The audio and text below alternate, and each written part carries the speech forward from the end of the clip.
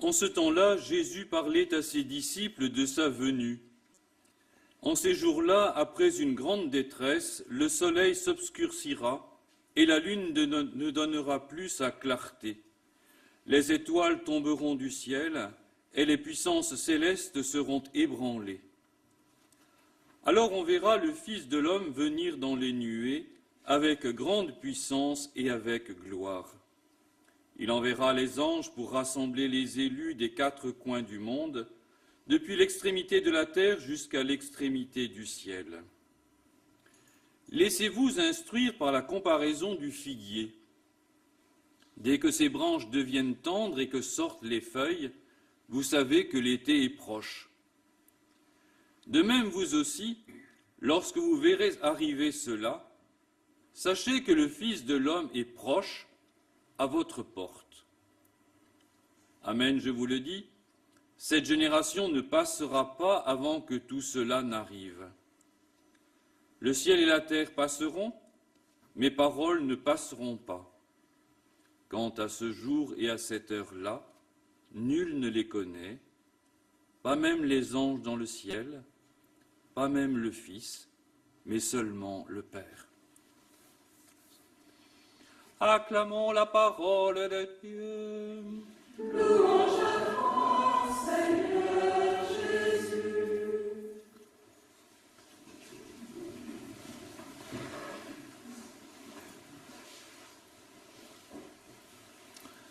Frères et sœurs, chers amis, je pense que vous êtes comme moi. Nous ne voulons pas être surpris par la venue soudaine du Christ.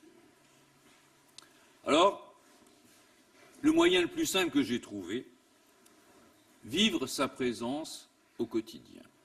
Vivre en sa présence au quotidien. En effet, le Fils de l'homme qui doit venir, c'est le Seigneur Jésus à qui nous sommes unis, que nous prions, que nous écoutons. Alors, justement, écoutons ces paroles qui ne passent pas pour raviver le sentiment de sa présence. Première parole, « Ceci est mon corps qui est pour vous, faites cela en mémoire de moi. » C'est le récit de l'institution de l'Eucharistie. Et chaque fois que nous faisons mémoire du Seigneur Jésus jusqu'à ce qu'il vienne. Un mémorial qui rend présent le Seigneur Jésus.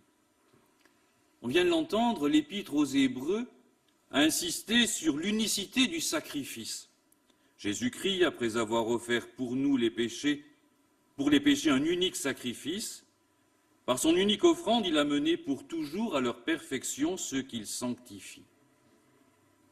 Il s'est offert une fois pour toutes et nous demande qu'une chose, que nous nous offrions en retour avec tout ce que nous sommes, c'est-à-dire ce que je suis avec ma vie, avec mes soucis, avec ma maladie, avec ma souffrance, avec mes doutes. C'est tout cela que je dois offrir au Christ pour répondre à son offrande. Une offrande spirituelle au Christ, ce Christ qui sanctifie.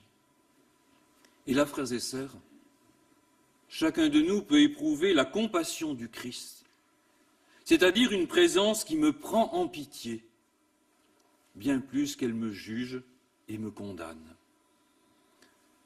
Vous vous rappelez certainement que lors de l'institution de l'Eucharistie, lors du dernier repas, Jésus a posé un autre geste, le lavement des pieds des disciples. Et il a demandé de faire la même chose. Vous lavez les pieds les uns aux autres. Ce service, cet humble service du frère, c'est prendre soin de l'humanité fatiguée. Vivre ce que l'on appelle le sacrement du frère. Je suis aumônier d'une communauté foi et lumière. Et nous aimons bien poser de temps en temps ce geste du lavement des pieds. Chacun, avec un handicap ou pas, lave les pieds de quelqu'un et reçoit de ce quelqu'un la bénédiction. Puis on fait de même de proche en proche. C'est un service gratuit qui prend du temps. Et ce temps, c'est cette lenteur qui nous fait heureux de ce que le Christ a dit lors de l'institution de ce sacrement. Sachant cela, c'est-à-dire, lorsque vous le faites, heureux êtes-vous si vous le mettez en pratique. Ce bonheur de se mettre au service du frère. Et donc, en posant des gestes gratuits d'attention aux personnes, nous faisons comme Jésus l'a fait.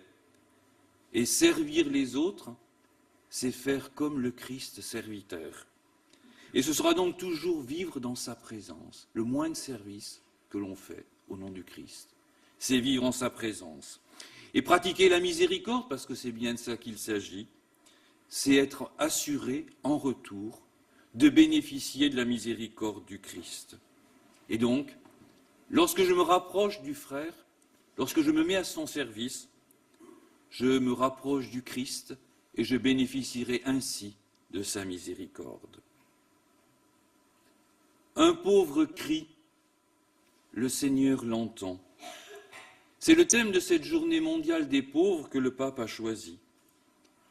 Le pape François rappelle la logique, crier, répondre, libérer. C'est l'option préférentielle de Dieu pour les pauvres.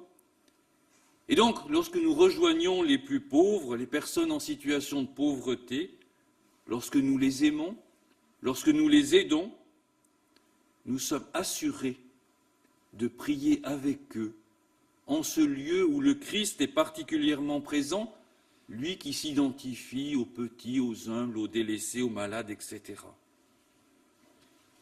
Et là, nous faisons l'expérience de la puissance libératrice de la présence de Dieu.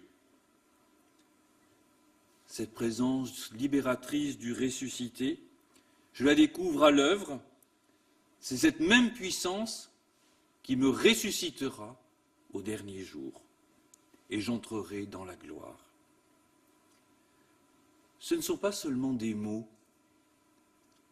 Récemment, un élève ingénieur me disait, voilà, j'interromps mes études pendant une année pour me mettre au service de l'association Miséricordia.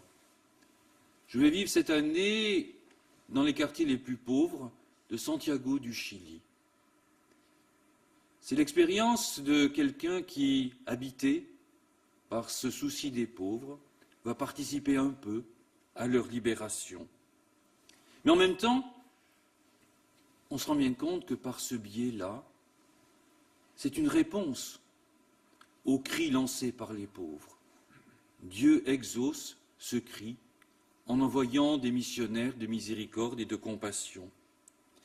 Et là encore, je découvre l'appel du Christ et sa présence lorsque je réponds à l'appel des pauvres et à l'appel de l'Église. Alors vous voyez, frères et sœurs, en recherchant constamment la présence du Christ, nous pouvons faire de tous les instants de notre vie des moments favorables. Le moment favorable, c'est assez simple.